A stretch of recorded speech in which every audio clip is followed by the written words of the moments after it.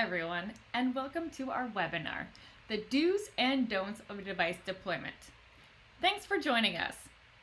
As everyone is still getting signed in, we'll just go over a few housekeeping items.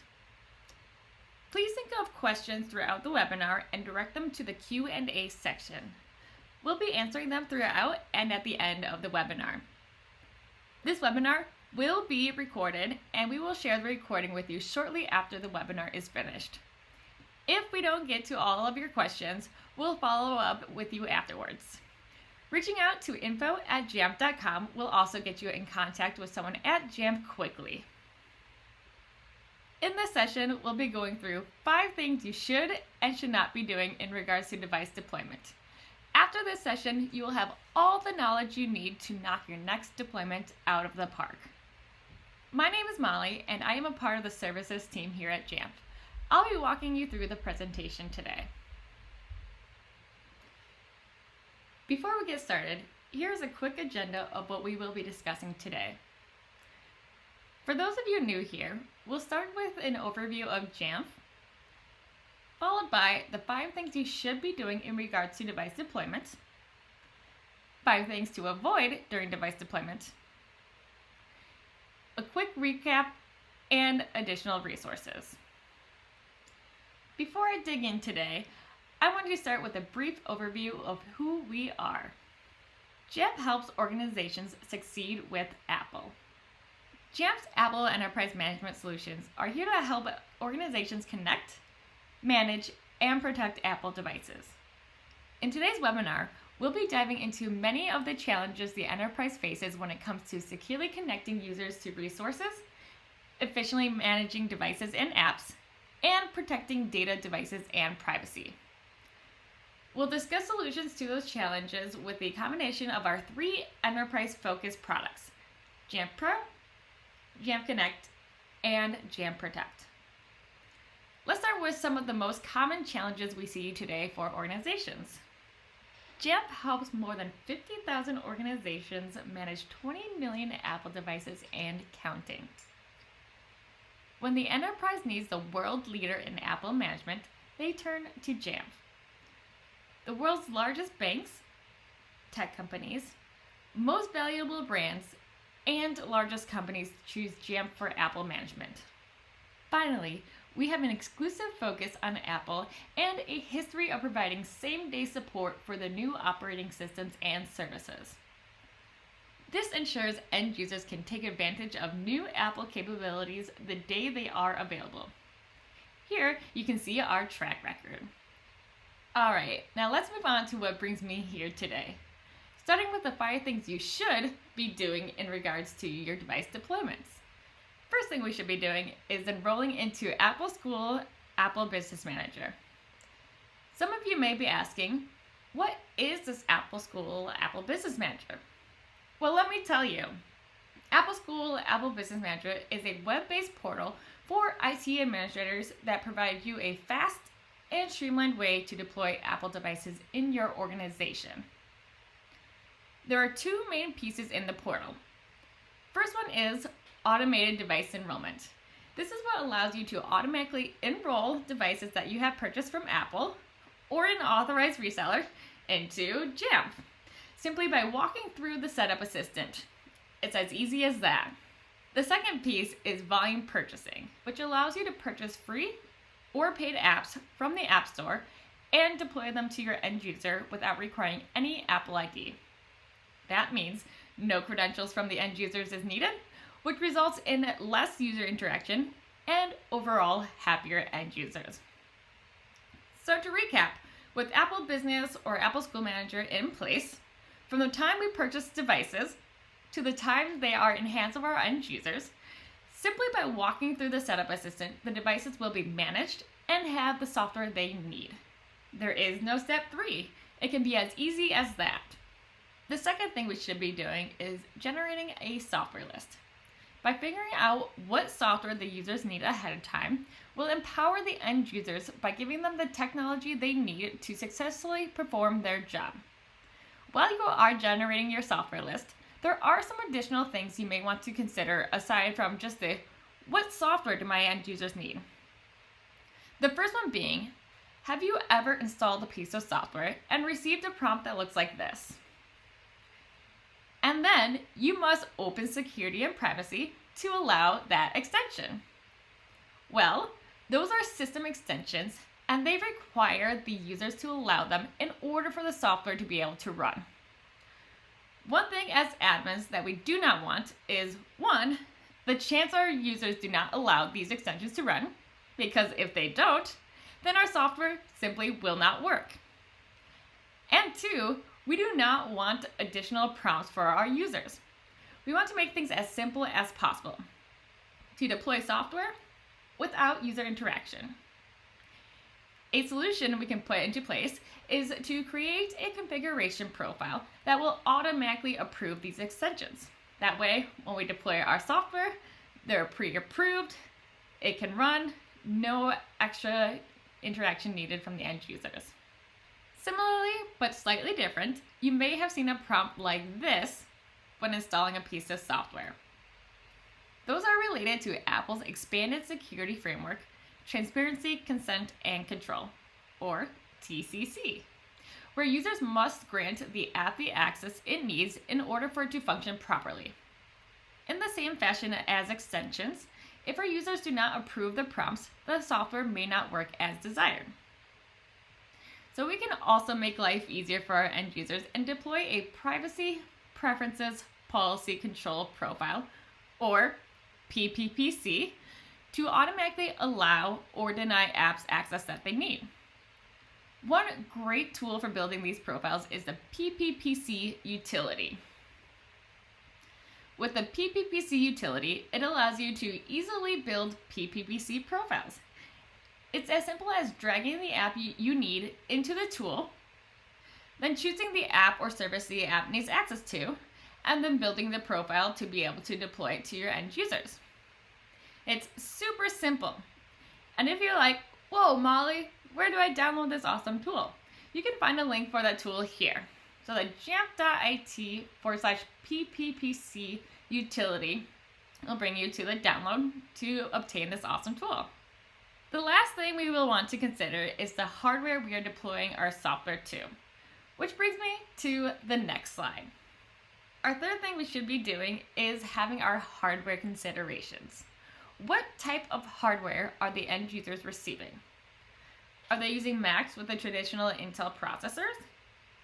Or Apple's new M1 chip? As you may or may not know, Apple introduced computers with their own processors, which has been a huge breakthrough for the Mac. However, with these new processors come new obstacles that we need to get through. One particularly big one is thinking back to the software we are deploying to our devices. Software as it's been built for years on the Mac has been built with the Intel processor in mind. But now, software companies need to take into consideration of both the Intel processor and the M1 chip when it comes to creating their software. Depending on the software you are running, the developer may not have yet created their software to work with the M1 chip. So that piece of software is only usable on a Mac with an Intel processor. However, there is a solution where you can still run that piece of software on an M1 Mac. And that solution is Rosetta. You can install Rosetta 2 on your Macs to make sure that any piece of software that was built with the Intel processor in mind can successfully run on your M1 Macs. If you're trying to install a piece of software built just for Intel processor and Rosetta is not yet installed, your end users may receive a prompt to install Rosetta. However, as admins, we want to minimize the prompts our users are receiving. It's all about that end user experience. At the bottom of the slide is a command we can run on our end users' computers to install Rosetta. So with this command, we can push this out either via script, a remote command, to make sure that Rosetta gets installed, to ensure that our apps will work, and to minimize the prompts our end users receive. The fourth do have a deployment strategy. It's really important to have a game plan of how the devices are getting into the hands of the end users. Things to consider is, are you doing it hands-on or hands-off approach? Are you touching and setting up the devices before giving them out to the end users? If so, we need to come up with a plan of how we are setting up the devices, how many devices we are setting up, how long it takes to set up the devices, so we can create an appropriate timeline to make sure we can get the devices in the hands of the end users when they need them. Alternatively, are you looking to give the devices to your users still in the box? If so, make sure to have a workflow to get the devices managed, configured, and ready to go, so when they do open the box, there is no step 3. Just to power on the device and walk through that setup assistant. No matter which route you go, be sure to have a plan to ensure the smoothest rollout. Our 5th do is to include our security requirements. Security is something that should be on everyone's mind. We want to make sure to secure those devices the minute they are in the hands of your end users to protect any personal or confidential data. Some ways to secure your devices include, but are not limited to, file vault for encryption, passcode requirements to make sure users' devices are protected with a strong password, and lastly, have some screensaver password settings so that when users are away from their device, the device goes to sleep, requires a password. That way, unwanted users cannot take advantage of the device when the users are away. Our security will always be key. Alright, that will wrap up the 5 things we should absolutely be doing when it comes to device deployment. Oh wait, there is one more thing. Bonus slide. Our last thing we should be considering is redeployment. Maybe these devices are not brand new and you're working on redeploying. It's important to come up with strategies to redeploy your existing devices. On iOS, it's as easy as selecting a button to erase all contents and settings to erase the device and bring it back to the setup assistant. On macOS, there is no easy button to erase and install the operating system like there is on iOS devices. Or is there? Since imaging is no more, we need to have a workflow to cleanly wipe those devices, reinstall the operating system, get them enrolled, and managed with all the software on them. One awesome workflow we can do to achieve this is to use the Start OS install command line tool that can be found directly inside the macOS installer. This workflow will involve having the macOS installer on the computer or computers we want to redeploy, and then from there we can use this tool to build a command to erase and install the Mac. So it kind of works how an iOS device would. A full erase, reinstall with one fellow swoop. So let's take a look at that tool. As mentioned, it can be found in the installer application under Contents and Resources. If we put the path to that tool in Terminal, with the usage flag, we can see in which ways we can use that tool. A few useful flags are the erase install flag.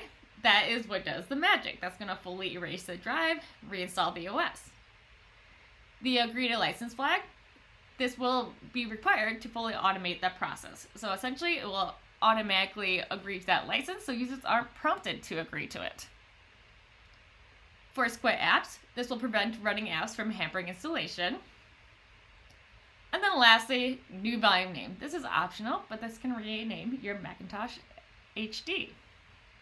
And then the final command may look something like this. From here, we can put this in a tool such as self-service, a script, send this as a remote command, or even run it locally in Terminal to kick off a full wipe and reinstall. Then, as long as the device is in a pre-staged enrollment, when they go through the setup assistant, they will be enrolled, managed, and get all of the software and settings from Jamf. And if you want to learn more on this workflow, that jamf.it/erase install link will bring you to an amazing blog post that walks through this process step by step. Alright, so that will wrap up the 5 things we should be doing. Next we have the 5 things you should be avoiding when it comes to device deployment. Our first don't is in regards to the VPP token. Do you manage multiple MDMs? Perhaps maybe you are in the process of moving from one MDM to another. One thing we want to avoid is having one VPP token in more than one MDM. If we have a VPP token in more than one MDM server, each MDM is going to be fighting over the ownership of the token. So then, when it comes to deploying your apps, you may not see them install at all, or even better, they may ask your end users for an Apple ID to install the application. And in both situations, these will cause areas of confusion because you're sitting there thinking, wait, don't I have VPP to take care of this? And while you do, if the same token is in two different MDMs, the other MDM may be the one that is claiming the ownership. So what's the solution? Well, inside of Apple School or Apple Business Manager, you can create new locations. Each location can have one VPP token. So once you create your new location, you can download the VPP token for that location and upload it to the respective MDM. And then after that, you should see your apps deploying with no issue. Our second don't is don't rush. Deadlines can be a scary thing, and with that, they tend to cause us to rush to get devices out the door. It is really important with any deployment to plan ahead and not to rush. We do not want to miss any pieces of the puzzle or have an I need to get the devices out the door, I'll deal with that later mindset, because this will just create a poor end user experience and overall more work for you in the long run. So the solution is to take your time and get it right the first time. Our third don't is don't control too much. As much as we want to lock down and secure devices, we need to be conscious of how much we are taking away from the end users. We do not want to lock down our devices so much that it prevents the end users from doing their job or take away the experience of using their devices. We also do not want our end users constantly creating help desk tickets because of this. Apple is all about giving the end users a great personal experience from device to device. So it is important to find a balance of security and productivity, all while allowing the end users to enjoy their devices. Our fourth don't is don't assume users know the tech. Apple does a really good job making their devices intuitive and user-friendly. However, that does not mean we should assume everyone is going to know how to use their device when it is first placed in their hands. Some basic training, such as device orientation, or something as simple as putting a self-guided Get to Know Your Device ebook in self-service, will help avoid any potential frustration or discouragement for new Apple users and create the best end user experience when it comes to using the device. A little bit of training will go a long way.